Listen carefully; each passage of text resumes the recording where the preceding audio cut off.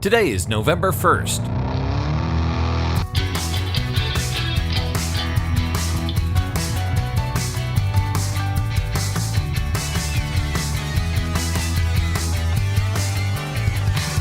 It's the 306th day of the year, and this is the On This Day podcast.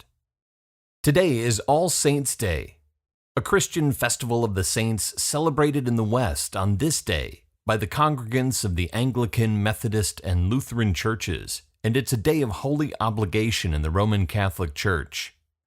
Also called All Hallows' Day, it's another one of those holidays that begins as one thing and passes through the filter of the Catholic Church and becomes something else. In this case, the day is a pagan feast to appease the spirits of the dead that gets combined with Catholic Martyr Day celebrations that coincide with the Celtic festival of Samhain that begins at sundown the night before, as we discussed yesterday. A couple years ago, like in the 1400s, all those days are gathered up in a basket and dumped out on November 1st as All Saints' Day, which is part of a multi-day celebration on this day and tomorrow, which is the celebration of All Souls' Day. More on that tomorrow. Today is also El Dia de los Muertos, the Day of the Dead, the first day in the multi-day holiday observed in Mexico. It's an observance that goes back a few thousand years to the time of the Aztecs and their festival dedicated to the goddess of the dead. These days, the Day of the Dead is a companion holiday to the Christian celebrations of All Saints and All Souls' Days. It's a time to honor the dead. This first day, the Day of the Innocents, is a day to honor infants and children who have died. The Day of the Dead is a time for families to visit loved ones in cemeteries or build small altars and leave food and tokens for the departed at either, while offering prayers for their souls. The Day of the Dead is primarily a Mexican tradition, but it's also observed in other Hispanic countries and communities. It's observed in Haiti, and a variation is practiced in the Philippines. On this day in 1897, the first Library of Congress building opens to the public. The Library of Congress is established 97 years earlier in 1800 to serve quite literally as the Library of Congress. The appropriation bill calls for, quote, the purchase of such books as may be necessary for the use of Congress. And the new library is located in the U.S. Capitol Building in Washington, D.C. President Thomas Jefferson, a noted bookworm, helps shape the library's role in the new nation as a library for not only the Congress, but for the whole American government. Jefferson creates the position of Librarian of Congress, sets an annual budget and borrowing privileges for various government agencies, and even recommends books for acquisition. He believes the power of the intellect is the most powerful tool for shaping a free and democratic society. When the British burned the Capitol building to the ground in 1814, destroying the library's 3,000-volume collection, Jefferson sells his personal library to Congress to reconstitute the library, selling the nation nearly 6,500 volumes for $24,000. He also happens to be in need of some cash at the time, so it's win-win. Throughout the 1800s, the Library of Congress continues to grow within the confines of the Congressional Reading Room in the rebuilt Capitol. In 1865, a journalist and bookseller from Cincinnati, Ohio, is appointed as the new Librarian of Congress. His name is Ainsworth Rand Spofford. Spofford transforms the library from a government resource center into a national institution for the benefit of all citizens, with the help of a few acts of Congress. The Smithsonian has for years been in competition with the Library of Congress to build the largest collection of volumes. The copyright laws at the time require a deposit of work with either entity.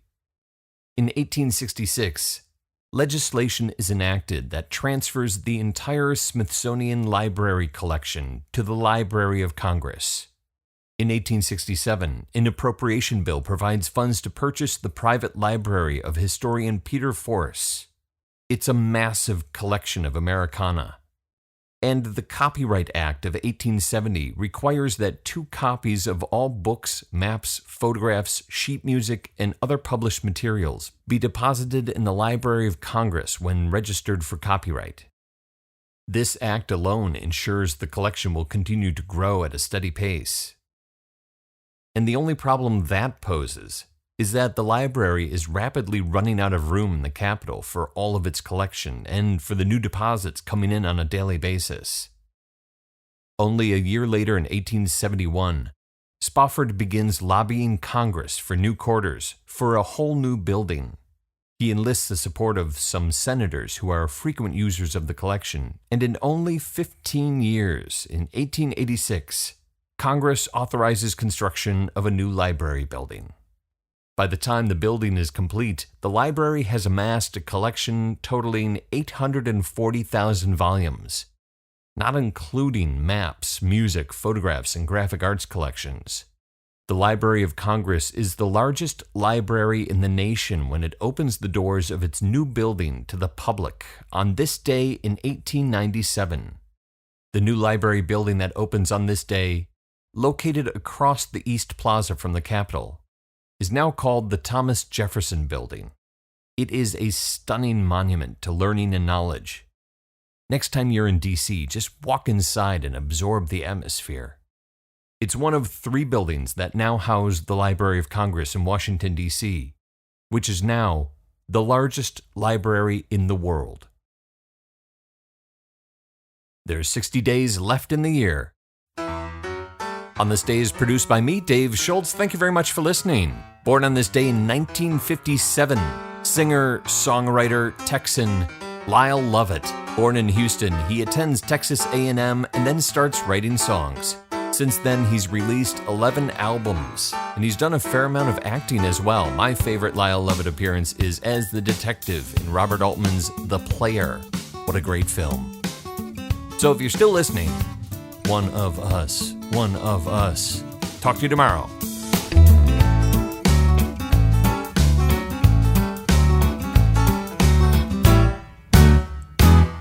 The sun comes up in a coffee cup.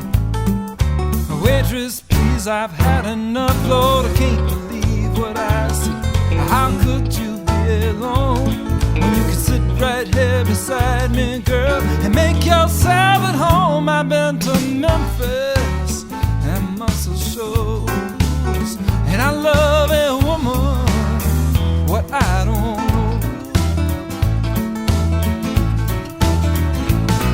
Sherry, she had big ones, Sally had some too.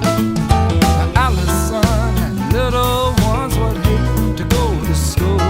And I make my bed where I lay my head, and I wish I heard what she just said. Lord, I can't believe what I see.